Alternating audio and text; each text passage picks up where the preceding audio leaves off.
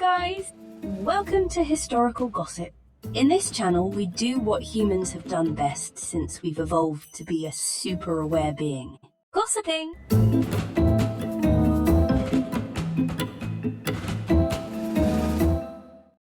Today, we speak about a resolute leader, 16th US President, the man who emancipated slaves through the Emancipation Proclamation, leaving an indelible mark on American history, but most importantly, the man who thought to be haunted by ghosts, Abraham Lincoln.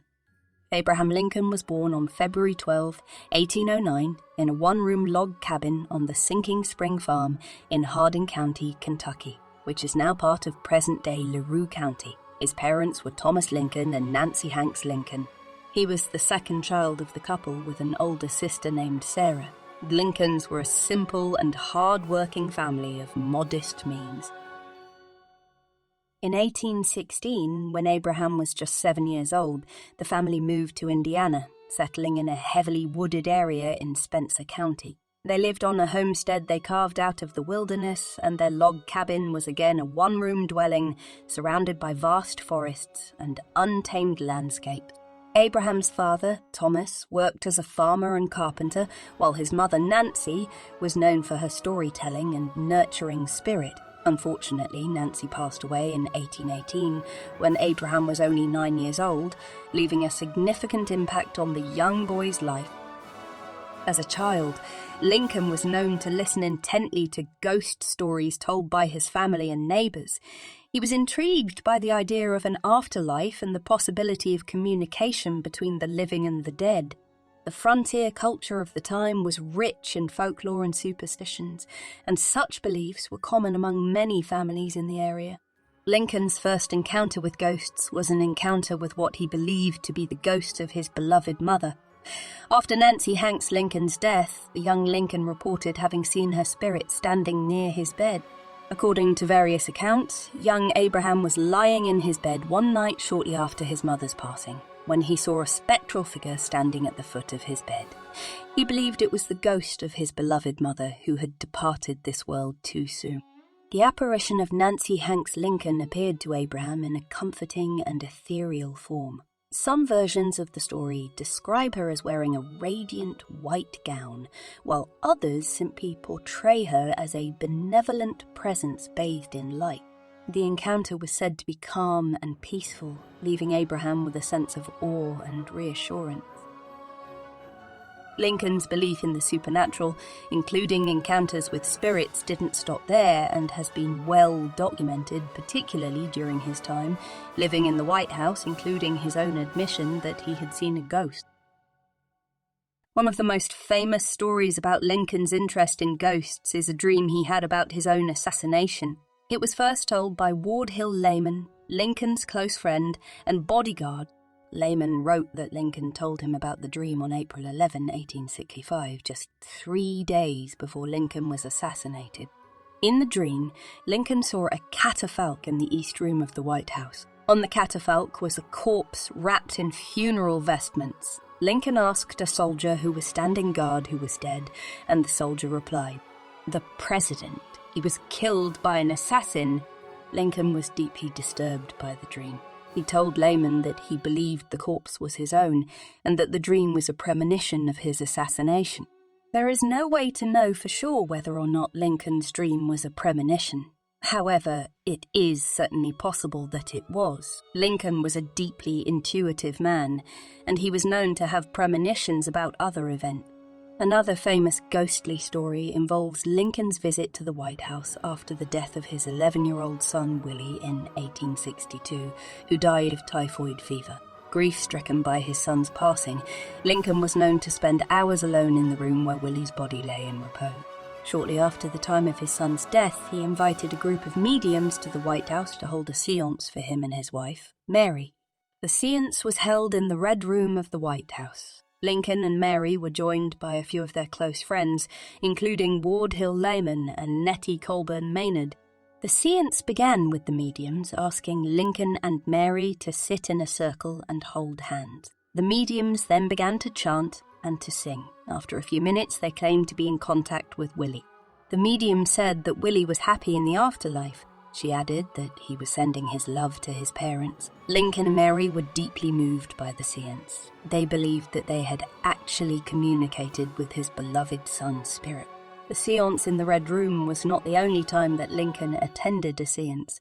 He was also known to consult mediums on occasion. His interest in the paranormal may have been influenced by his religious beliefs. He was a devout Christian, and he believed in the afterlife.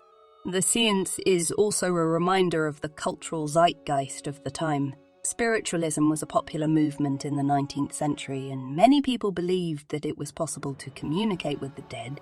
Lincoln's interest in spiritualism was not unusual for his time, and was a way for him to cope with the grief of losing his son. There are several other possible explanations for Lincoln's interest in ghosts. Some historians believe that it was a way for him to handle the stress of the Civil War. Still others believe that it was simply a curiosity. Whatever the reason for his interest, there is no doubt that Lincoln's fascination with ghosts has contributed to his enduring legacy. He is one of the few presidents who is also considered to be himself a ghost story. In fact, in addition to the stories about Lincoln's own experiences with ghosts, there are now many legends about his ghost haunting the White House. These legends began shortly after Lincoln's assassination in 1865, and they have persisted to this day. Some people believe that Lincoln's ghost is a benevolent spirit who watches over the White House and the nation. Others believe that his ghost is a restless spirit who is still haunted by the events of his life and death. Here are some of the most famous accounts of Lincoln's ghost. In 1921, Grace Coolidge, the wife of President Calvin Coolidge, claimed to have seen Lincoln's ghost standing at a window in the Oval Office. She said that the ghost was wearing a long black coat and a stovepipe hat. Coolidge was alone in the Oval Office at the time. She said that she was sitting at her husband's desk when she saw the ghost standing at the window. She said that the ghost was looking out the window and that it did not turn to look at her. Coolidge was not the only person who saw the ghost that day.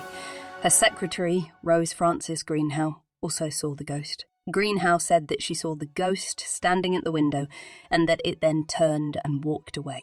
Coolidge and Greenhow's accounts of seeing Lincoln's ghost were widely reported in the media.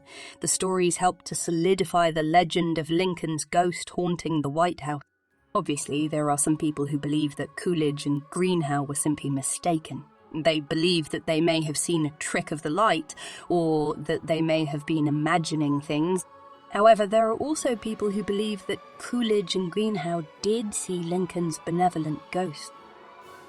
In 1932, British Prime Minister Winston Churchill visited the White House. He was staying in the Lincoln bedroom, which is traditionally the president's guest room.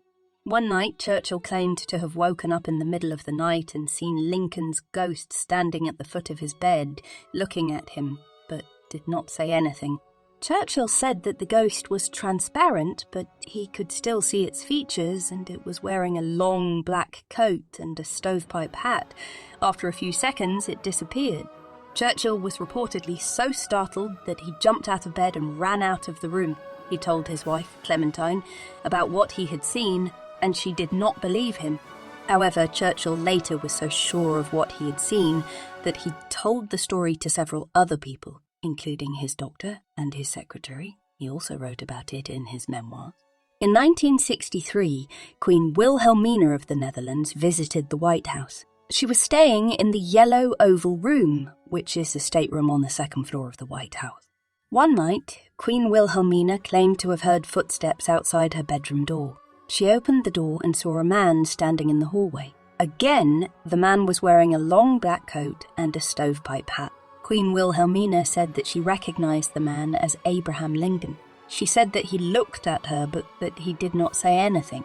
On that occasion, Queen Wilhelmina was so startled that she fainted. She was later revived, but she never spoke about the incident again. In 1980, Tony Savoy, a White House employee, claimed to have seen Lincoln's ghost sitting in a chair at the top of some stairs. Savoy was working on the second floor of the White House when he said he saw Lincoln in his long black coat and a stovepipe hat sitting in a chair with his hands folded and his legs crossed. Savoy was reportedly so startled that he blinked. And when he opened his eyes once again, Lincoln was gone. Savoy told his supervisor about what he had seen, and his supervisor contacted the White House Historical Association. The Historical Association investigated the incident, but they were unable to find any evidence to support Savoy's claim. As often happened in these cases, there is no scientific evidence to support the existence of Lincoln's ghost. However, the legend persists. Whether or not Lincoln's ghost is real, his fascination with ghosts is an intriguing part of history and a reminder that even the most powerful and accomplished people can struggle to understand the big mystery that is the unknown. And you guys, have you got any ghostly gossip?